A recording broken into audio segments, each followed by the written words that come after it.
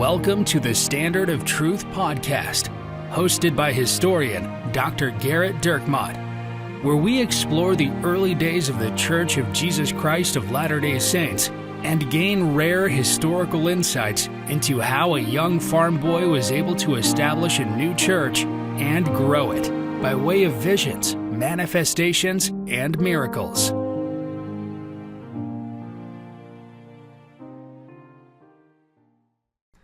Hi, welcome to another episode of the Standard of Truth podcast. I'm your host, Dr. Garrett Dirkmott, and I'm joined by my friend, Professor Richard Leduc.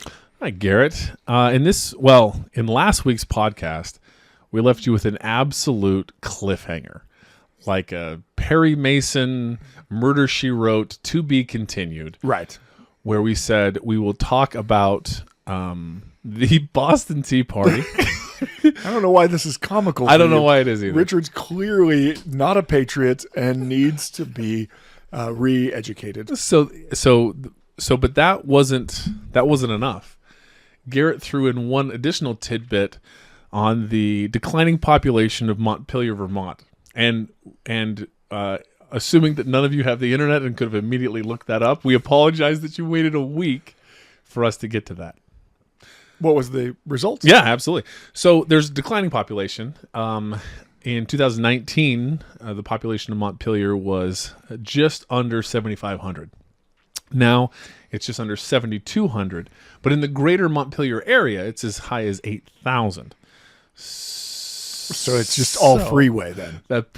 Trees. It's all freeway, trees. And, during the day, it balloons to 21,000 as people come in to work. All the government offices. Absolutely. Yeah. So that's how we're starting this podcast. Is giving you some Montpelier stats. Yeah, you're welcome, Gina. You already know that. Well, I think we needed to capture the Vermont market, especially the Montpelier market. Absolutely, it's bustling. Yeah, I mean, I feel like between Rachel's mom, Gina, and I don't know. That's the list. Yeah, that's it. I mean, when I don't blame him, we started this podcast with a to be continued on the population of Montpelier.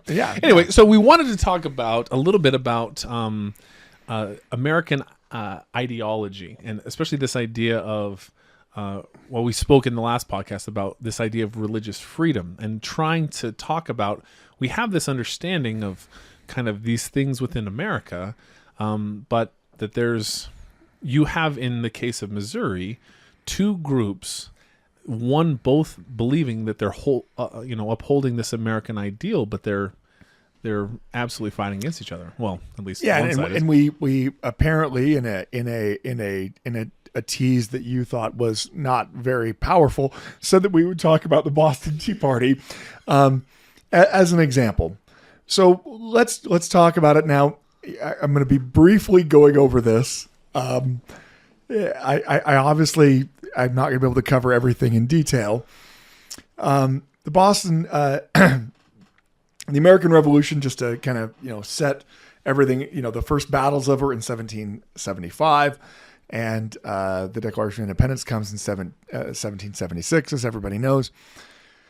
But we need to kind of go back to briefly cover this. Apparently, the problem is you can't actually ever ask a historian to briefly cover anything. That's what I'm saying. Yeah. So Garrett, we're gonna briefly, we're gonna provide some context. We're gonna briefly go back. We're gonna start with Gilgamesh in Mesopotamia, 2700 We need to BC. briefly go back. There was a man named Columbus who thought that he could reach the Indies by sailing west. I mean, but I do need to go back to 1763. So, roughly 12 years before the violence erupts.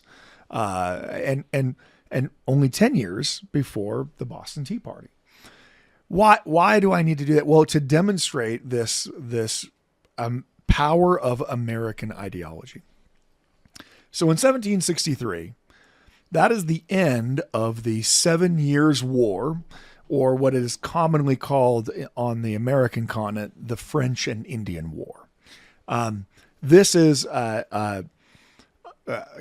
worldwide struggle. I mean, it really is a world war. I mean, they fight battles in India, they fight battles in the Caribbean, they fight in Europe, and they fight in multiple places in North America. And the end result of this is that the French are. I'm sorry, Richard, but this is going to come as a news to you. But the French lose. Yes. And in addition, as we're about to speak poorly of the British, I'm sure, trigger warning to my British sister-in-law.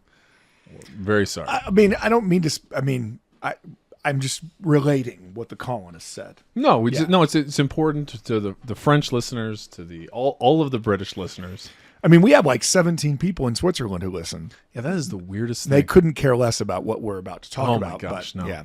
Well, now the Montpelier stuff. I'm sure they were on pins and needles. Well, they also like a good antique store, as well as the next man. I mean, they might be Swiss, but they're not made of stone. That's correct. Yeah, but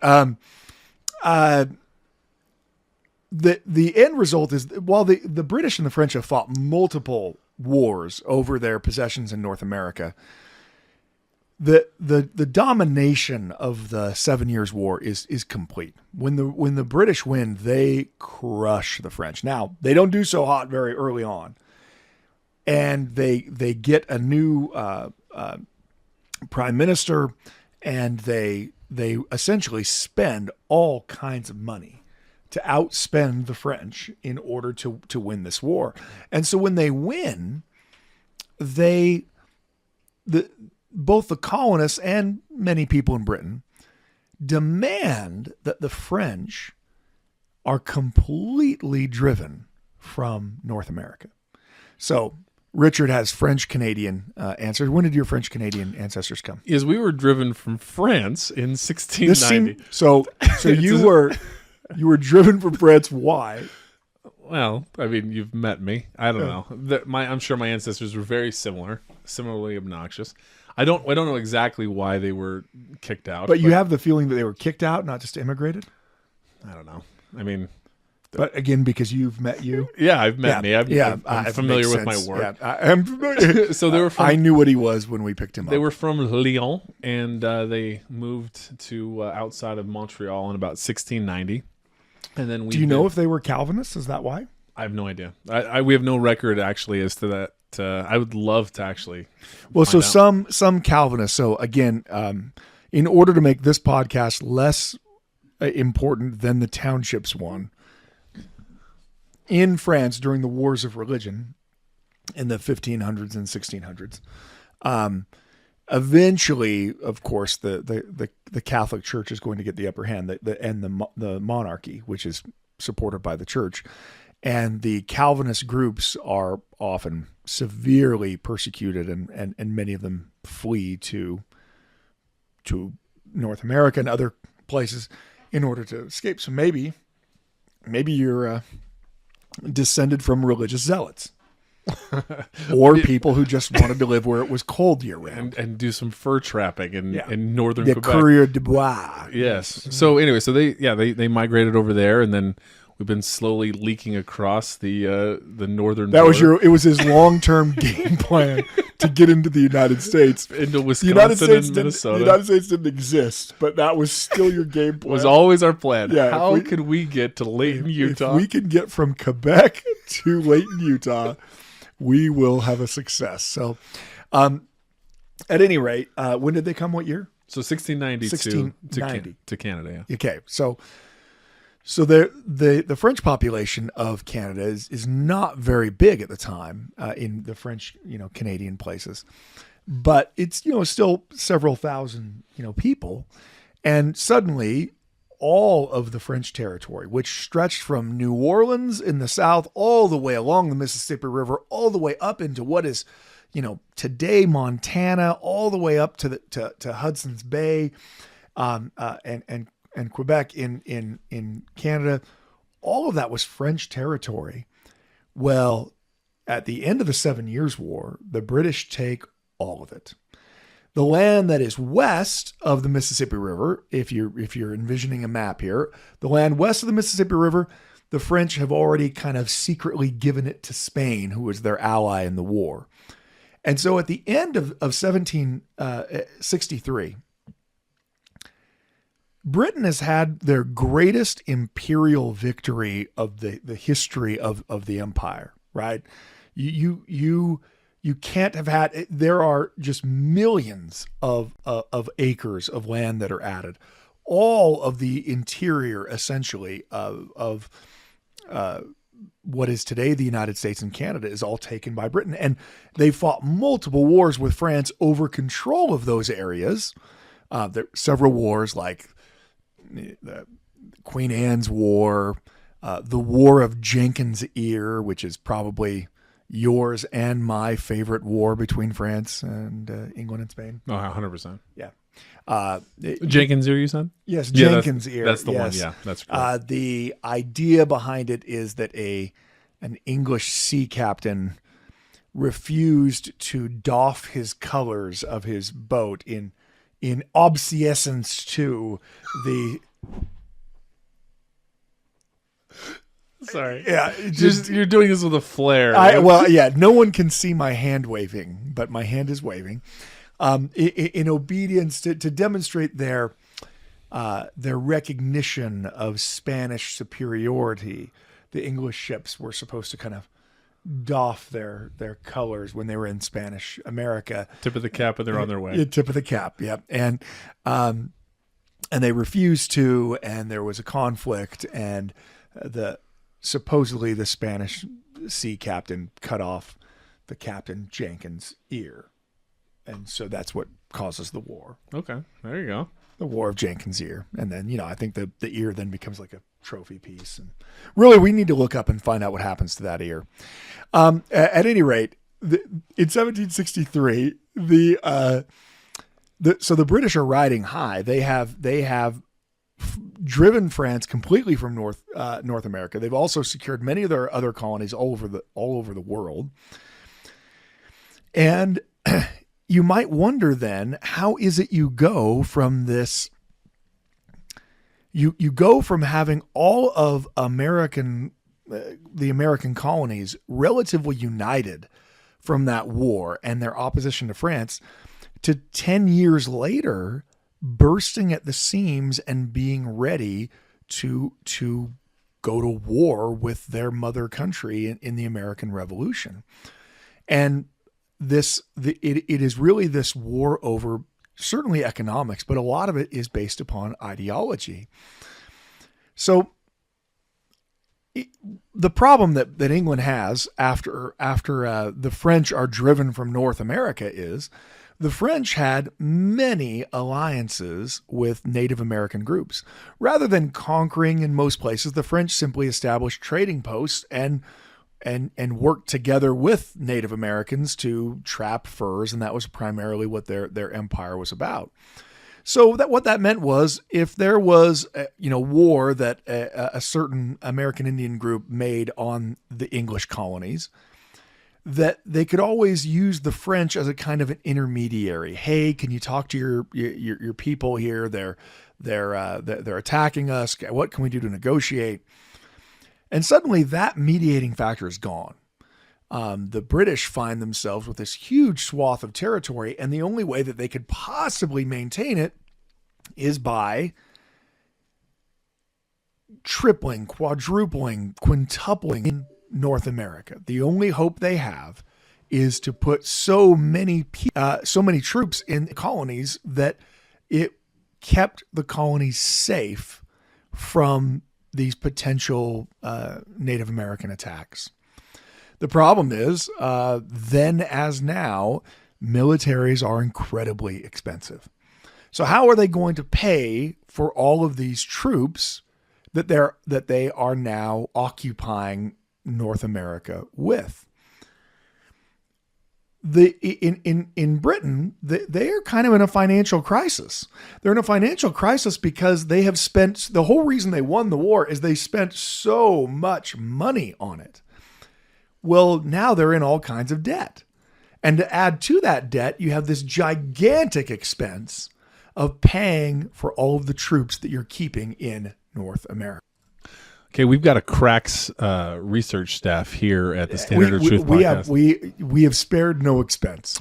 So by that I mean we have Wi-Fi in my house. We have spared all of the expense. Well, we have our operating budget is zero. It's true. So Just a quick quick research. We discovered what happened to Robert Jenkins' ear. So, brief. It's taken to the king, isn't it? I can't believe that I forgot this, because, as you know, I subscribe and I'm a regular reader of Florida Historical Quarterly. Ah, yes. Yes, and so it was in an older quarterly publication, 1958, so what happened is they cut off Robert Jenkins' ear. Right. Well, you better doff your colors. You better doff them, and they handed it to him, and then they said, "You almost called this." They said, "Take this to your king, and tell him, if he were here, I would do the same to him." Well, that is. Well, now if we would call them those, ain't fighting. Yeah, words. we would call those fighting words. Actually, yeah. So anyway, I apologize for not remembering the 1958 Florida Historical Quarterly. Yeah, I feel like at some point we're going to have to replace you with someone who's up on their Florida Historical Quarterly, and. I mean, it's only a natural progression at this point. And properly pronounced quick. Yeah, quick, very quickly. I think, again, that's probably the French Canadian coming through. It is. That's how we say it back home. Yeah, well, it's. And by back home, I mean unincorporated Canyon County. So I think, your British sister-in-law needs to recognize that while we will eventually be talking about Americans fighting the British. Right now, she's loving it. Right now, we're talking about the French being crushed by the British. Yeah. So, I mean... there's nothing that she loves more than this part. Yeah, this is the best part. Yeah, it is. At any rate, in order to raise funds to both pay for their war debt and to defend the colonies against, really to prevent the colonists from fighting Native Americans, because the colonists are constantly encroaching on Native American land, there are a series of taxes that are passed. The first of these that kind of sets things in motion is the Stamp Act. Okay. The Stamp Act, I'm sure you've heard about it. It causes all kinds of, the idea behind it is every piece of official paper, as well as playing cards, and you had to pay a government stamp in order to have that. It was not a very onerous amount of money. It wasn't like, oh my goodness, I'm going to have to decide between, do I buy milk or do I put the stamp on my taxes? You're coming off as a real King George apologist here. I really, yeah. I when I watch anything about him, I'm always like, I hope he wins this time. It wasn't a big deal, because I think part of what we think about when we think about the American Revolution is we assume, and you hear politicians say this all the time, that the reason why the revolution took place was the English were just taxing us and taxing us and taxing us until we said, that's it. I can't take it anymore. I can't afford to pay, which by the way, is the reason why many revolutions happen all throughout the world. The French Revolution really is to a point where many in the French populace are not able to feed themselves with the amount of taxes that they're paying. And so if you're going to die anyway, well, might as well revolt. Well, the idea of much foreign policy sanctions is around creating a situation, domestic disturbances. That's right. Yeah. Where the people will take care of it themselves. And if the FBI is listening, end transmission. But there are people arresting Richard now for advocating regime change in other countries. Well, that'd be the CIA, though. Well, oh, you're right. Yeah. Well, they might. I'm sure that they probably contract out. I'm sure that they do. I'll let you know. Yeah, well, we'll find out soon. That's right. You won't get a phone call. The Stamp Act, there's all kinds of protests against it. The stamp collectors, that they are burned in effigy, which if someone makes a pretty correct version of you and they hang it outside of your house on a pole and set it on fire and are chanting, "We're going to do this to you," I'm going to call in sick. Yeah, it's going to make you not want to collect the taxes. So they repeal the Stamp Act, and then they try a different type of tax. It's important to understand back in the day in America, there's no such thing as an income tax. Okay, income tax is very late. The idea that you're being taxed on the amount of money you make is, that comes about in the progressive era in America in the early 20th century. There are all kinds of taxes, but the types of taxes are property taxes and they are import taxes. Tariffs, essentially. So, no, you just hit something as my absolute favorite topic. I said the word tariff. Whenever you say the word tariff, Richard, his ears prick up and he's, like, oh, wow. No, my gosh, yeah. Japanese rice tariffs is my favorite topic. Yeah, Richard loves to talk about rice tariffs. It's his favorite economic disparity. It absolutely is. As a quick aside, Garrett, what do you think? I think you actually know the answer. What do you think the average Japanese rice tariff is? I'm going to say 100% because I know you wanted me to be wrong. Yeah, I do. You guessed incorrectly. Oh. Currently 778%. Wow. I know. It's in order to maintain Japanese rice production at home. Absolutely. So there are tariffs there. But unlike a tariff that's designed to try to foster manufacturing at home, these tariffs were designed for the purpose of raising funds. So look, tariffs have always existed. English colonists were paying for tariffs all throughout the time of their early colonial history, but they were paying for tariffs because they saw that as a way of England regulating the empire. We're going to charge you money for sugar that you import from a French island because that hurts the French. Right, because they can't sell the French are taking a beating in this episode, but we are talking about England, so or France in any war. But the idea behind those tariffs are not primarily to raise money, although they do raise money. The idea primarily is we want to help the English sugar islands by buying their sugar. So if the French try to sell it cheaper, well, we're gonna undercut it. The townshend duties were very different. They were clearly designed just to raise money. It was the government trying to, and so they put taxes on things like lead, tea, paint, glass, paper, other manufactured goods. Why specifically these goods? Well, because these were goods that were almost not at all made in the American colonies. So you can't be like, well, I guess I'll just go manufacture my own tea. Good luck growing tea in New Hampshire. I mean, you can ask Father Smith how growing ginseng goes in New England. The reality is that you're not going to be able to grow tea in any considerable amount in that climate, right? So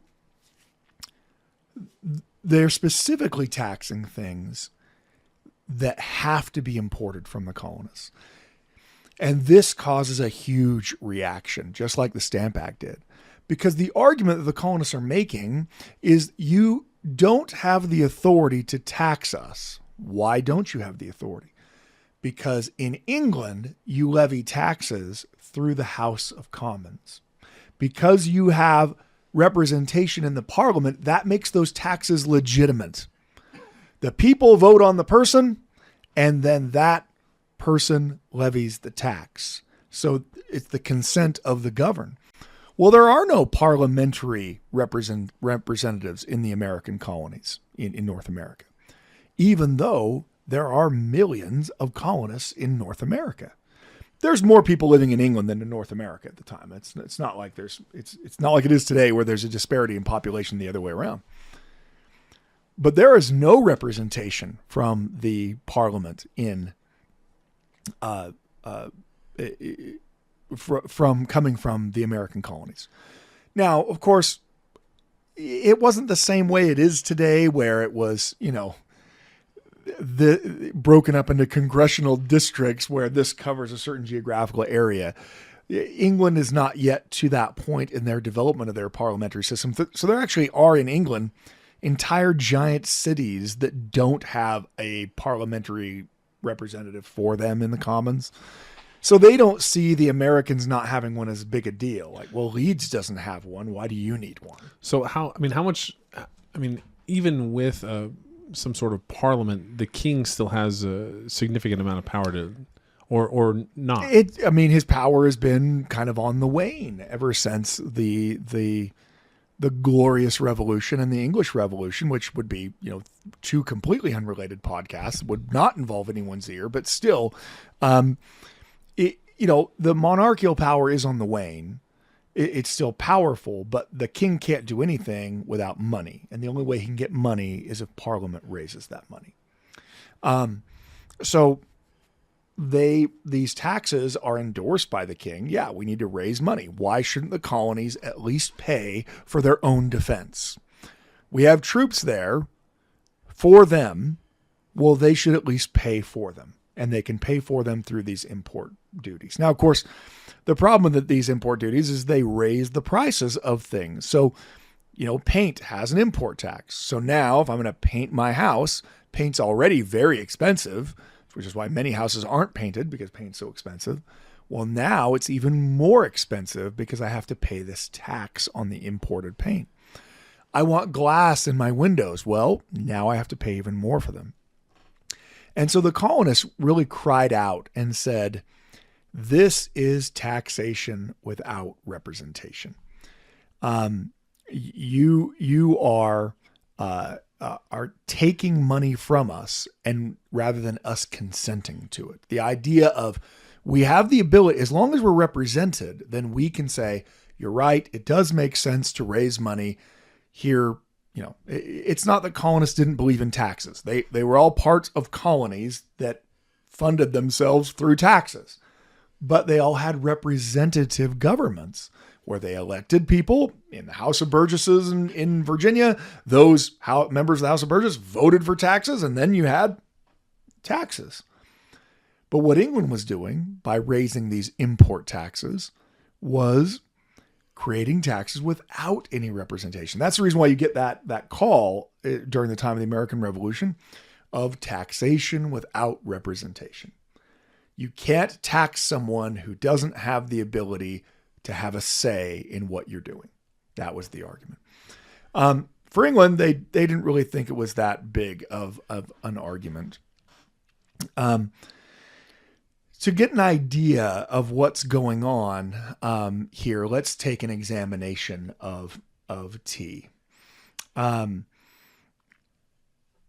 The townshend duties are going to place a 3 pence a pound tax on tea. This is going to be far more boring than any township thing you've ever. Yeah, I know. This will put us right on the brink. Townshend duties. The townshend duties. Yeah. Townsend duties is usually how it's pronounced. Okay. But it's spelled with shend, but usually they don't say it. But okay. Just so if someone's trying to look it up, I'm mispronouncing it purposefully so that people are going to look it up.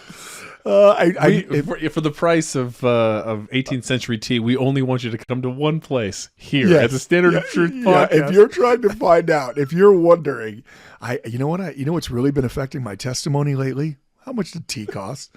The price of tea and the colonies. Yeah, that's what you need to know. So anyway,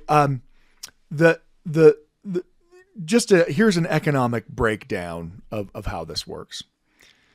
Almost all of the tea that is supplied to the American colonies is produced in India.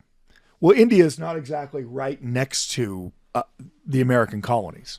So that means that for that tea to both be produced and then shipped and sold in the American colonies, there is a ton of transport involved. There's a bunch of middlemen. I sell it to this company who then sells it to this company. By the time it gets to my little shop in Montpelier, Vermont, which will eventually be an antique shop, there have been multiple increases to the price in order for everyone along the way to make money. So tea that is produced in India has to be sold for around 28 cents a pound in order for everyone involved to make 28 pence a pound in order for everyone involved to make a profit. Okay, so 28 pence. Well, England, in order to raise money, had already established a tax on tea, of tea that's being imported to England. There was an 8 pence per pound import tax on tea. Okay, so the cost of tea when it first hit the consumers is roughly 36 pence a pound. Okay, so that's what you'd be paying as a consumer in England if you got it at the bargain rate prices, is that there's this 8 pence a pound import tax. The Townshend duties placed an additional, so that had been in place for a long time. So already Americans were paying this tax. They were paying this 8 cents a pound tax because all tea imported to England or the English colonies was paying this 8 pence a pound tax. Can you help provide a frame of reference to kind of what a pence is? Also, by the way, 1791, our crack research staff just messaged me, 113 people living in Montpelier in 1791. Which is roughly the same. It's about the same as it is now. Yeah. But so a pence is probably Gina's ancestors. A pence is about. Well, there are 240 pence in each pound. So if you're trying to figure out, how many pounds did your average person make? So all right, so you've got, it's pretty. It's this is way worse than townships, by the way. Oh yeah, no, we're gonna just sink into it. I think that, so we're really trying to grow that English economist part of our. So in the base. 1770s ish, 1780s ish, that kind of a general laborer would make around 20 pounds in a year. Somebody that's a little more educated would make around, a more highly sought occupation might make 40. A French chef would make 60. So let's put, you had to throw the French chef in. I did have to throw that in there. But so let's say it's about 40 pounds in a year. That's about 9,600 pence per year in income. So when we're talking about an 8 pence increase, you have average tea consumption at around 3 cups per day. And so for the average person, they would consume roughly, about 7-ish pounds of tea per year. Now you're going to have that be higher than that because you have family that's drinking the tea. So it's more than just the particular individual, so per individual, it's about 0.5% increase in price for their average tea consumption for the year. Right. So per person, people are certainly spending money on tea, but the taxes are not so onerous that people are not drinking tea anymore. Right. Right. So Americans are paying that tax because there's already been a law established for a long time that when tea is imported into England, there's that 8 pence a pound tax on it that gets passed right on to the consumers. Right. So now tea costs more. But the Townshend duties, they placed an additional tax on tea that was coming to the United States from England because the goal was to raise extra money from the colonies.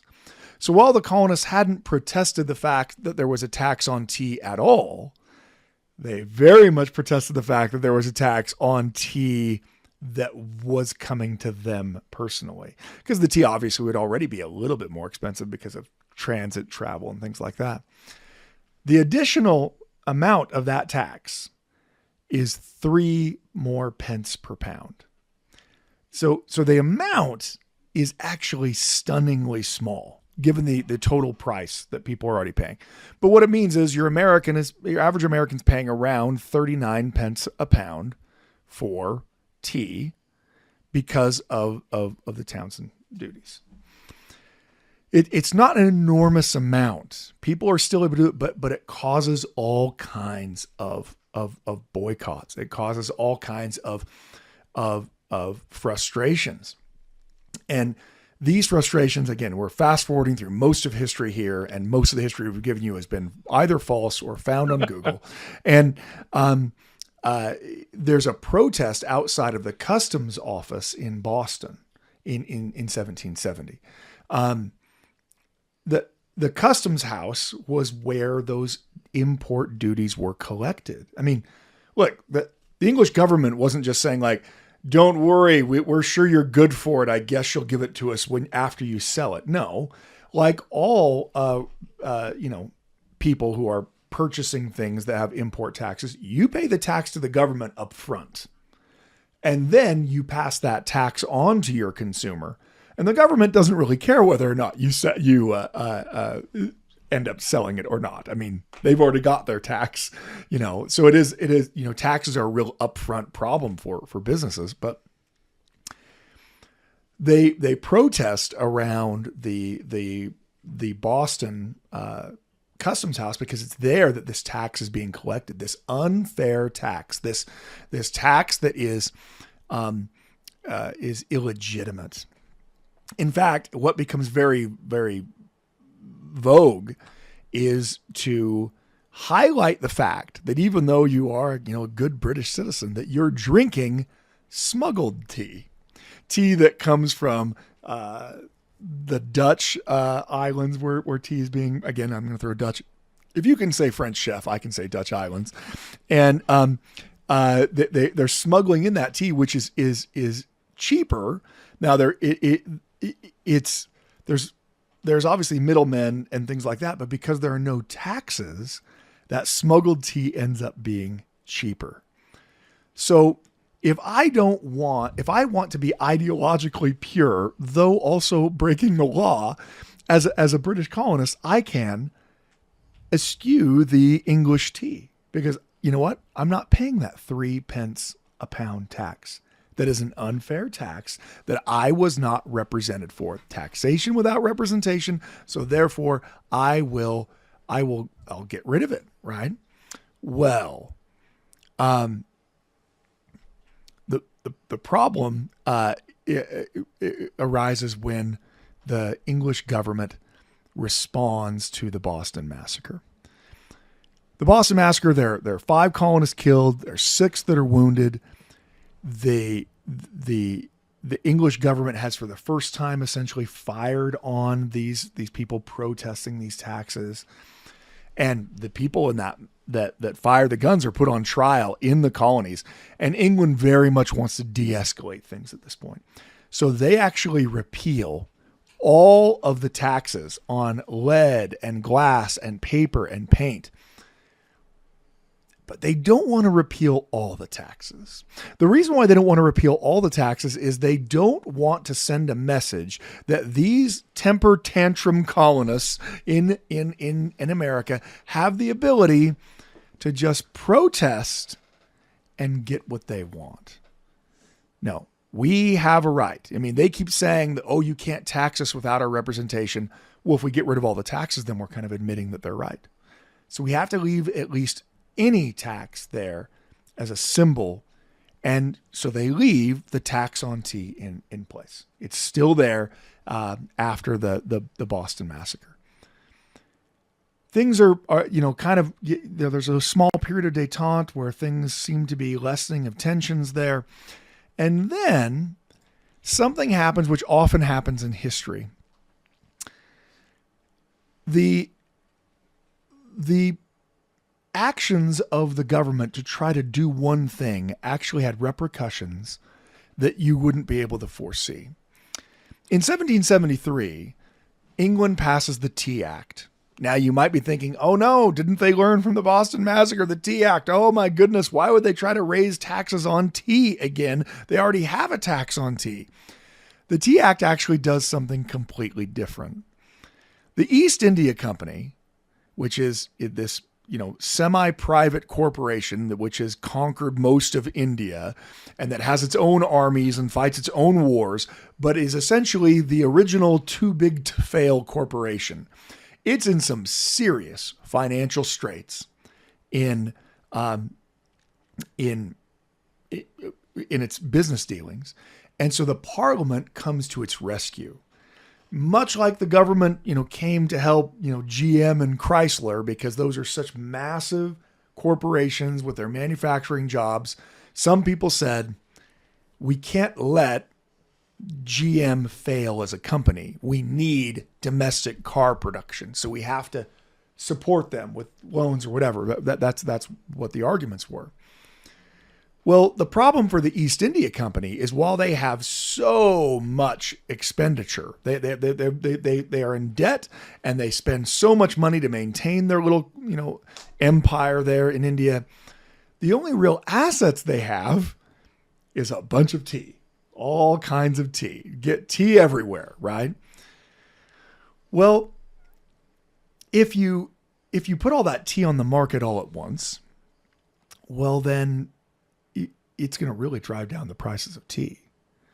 So how can we make it so that more people are willing to buy this tea to get money to the British East India Company? Well, that's what the Tea Act does. The Tea Act drops the 8 pence per pound import duty to England. So you're no longer paying that 8 pence a pound. It drops the price of tea considerably because you're no longer paying that import tax. But it maintains that 3 pence a pound import tax on tea going to America. Now, because a huge portion of the taxes, essentially, 3/4 of the taxes have been dropped from tea, and they're flooding the market with that tea, the prices of tea in America and in England plummets. You're flooding the market with it, first of all, and it's now no longer being taxed the way that it once was, all in a bid to try to raise revenue to save the company. So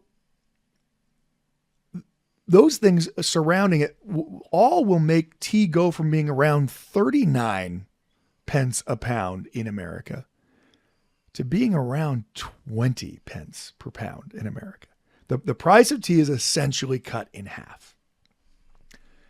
You would think that American colonists would be overjoyed with this, right? I remember when I was teaching this at the University of Colorado, because it was a school where my students enjoyed the adult beverage. I would say, what would happen if the government passed a law that cut the price of alcohol in America in half tomorrow, right? How many people would be out in the streets protesting it? But since we have a primarily Latter-day Saint audience, or a very angry and confused non-Latter-day Saint audience, let me give another example of gas prices. Let's say that tomorrow there was an executive order given, not passed through Congress, but an executive order that slashed the cost of gasoline in the United States by half. You went from paying $4.50 a gallon to $2 a gallon. How many people would be angry about that? And before you answer, is your car's tank on empty? Go find out, first of all, think about it. Would you be angry? I'm sure there would be people who would say, well, this isn't right. You should be doing this through Congress and not through executive order. But that person would still be filling up their tank at $2 a gallon, right? I mean, the reality is what people usually want when you're talking about consumers is they just want it to be cheaper. But the American colonists saw the Tea Act as essentially an attempt to trick them into buying the now ridiculously cheap English tea. Before the Tea Act, an American colonist could just, at least their shopkeeper would tell them, no, this is Dutch tea. You're not paying that tax. Don't worry. It's Dutch tea. It's, 28 cents a pound, whatever. But now the colonies are being flooded with this incredibly cheap tea, but still has that illegitimate 3 pence per pound tax on it. So this is what leads to what leads to the Boston Tea Party. What leads to it is Americans, American patriots saying, if the tea on those ships is unloaded, if it makes its way into market, well, then how will we ever track it? I mean, tea looks like tea. In fact, to demonstrate this, I would often, with my students, hand out tea that was from what is today Indonesia, which was the Dutch East Indies at the time, and tea that's from India, which was where the English were getting their tea from, and ask my students if they can tell the difference. Even the most prolific tea drinkers are essentially guessing. They can't tell that because tea is tea is tea is tea. It's not like flavored tea or whatever. It's just regular black tea. So once that stuff's offloaded, you don't have the ability to trace it anymore. You don't know where it's going to be. So that's the reason why the protest culminates in going to the ships themselves and dumping this very expensive commodity, right, into the harbor, because that was the only way you could prevent the tax, the illegitimate tax, from being paid. Once it's landed, once it passes through the customs house, the tax is already paid. And that means if you can't tell the difference, you might be paying an illegitimate tax. So you often hear people talking about the Boston Tea Party as, you know what? Americans got so fed up with these taxes. The taxes were just so high that they revolted. Instead, what's really going on is that the British government has taken actions to dramatically drop the actual cost of tea to every American. But it wasn't about the cost of tea. It was about the ideology beneath it. Even if it's an insignificant tax, even if it's a tax that is so small, even if my actual standard of living is now going to go up, or I'm just going to drink more tea and be more wired on caffeine than I even was before, the reality is, if I allow any illegitimate tax to exist, then what's to stop the government from coming back next year and saying, oh yeah, now the tax on tea is 7 pence. Actually, now it's 20. Actually, now it's an entire shilling. Now it's an entire pound. The argument from the colonists was any illegitimate tax is something that has to be resisted, and they make this decision to resist it violently. Now, obviously not every colonist saw it this way. Some colonists were just very happy that they got some really cheap tea. But it's an examination. The reason why we examined it is, from the beginning, one of the things that foments the American Revolution is certainly there's economic considerations, but ideology plays this very powerful role. The idea of what it means to be a free person and what rights the government has and doesn't have. Latter-day Saint believers are going to claim the same heritage to revolutionary ideas that Missourians are, who are going to be exterminating them. Both are going to view this event in the past as something that demonstrates true liberty against oppression. But for one of those groups, they're going to be in the minority.